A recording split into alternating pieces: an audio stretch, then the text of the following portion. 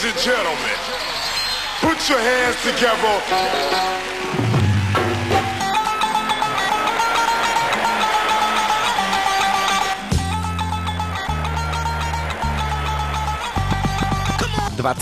január sa stal dňom D pre 26 pretekárov, ktorí sa postavili na štart prvého ročníka retro motoseriálu s názvom TV Zobor Pionier Cup. Ako i minulý rok, tak aj tentokrát okupovali priaznivci Pinčlov Janikovské letisko.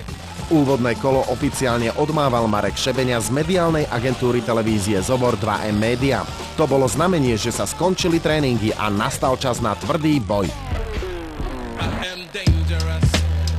Každý zo súťažiacich už poučený z minulosti si pripravil tajnú zbraň. Niektorí v podobe vytuningovanej motorky, iní zase v špeciálnej technike jazdy.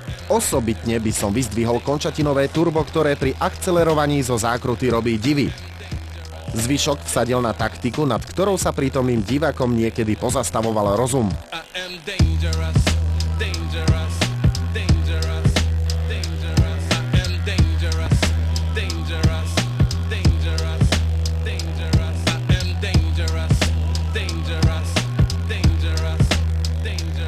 O zábavu sa postaralo aj počasie, ktoré pripravilo dvojkolesovým recesistom šmykľavú nádielku, ako aj neplánované exhibície.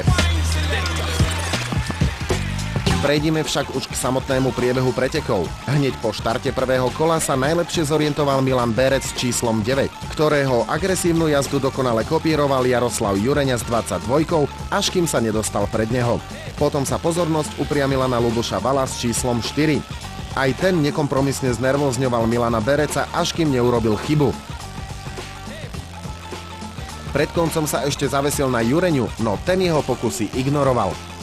A tu sa už pozeráme na rozdelenie bodov po prvom kole.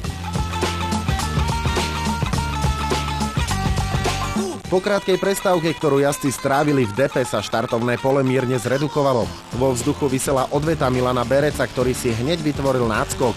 Už klasicky ho prenasledovali Jureňa s Valom.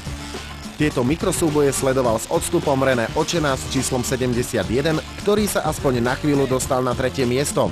To vyburcovalo Ľuboša Vala k agresívnejšej jazde, čo mu dopomohlo k opätovnému získaniu stratenej pozície. Dráma vyvrcholila pred koncom, keď lídrovi padla reťaz a tak bol vyradený z ďalších bojov. Tu sa už pozeráme na celkovú tabuľku po 2 kolách.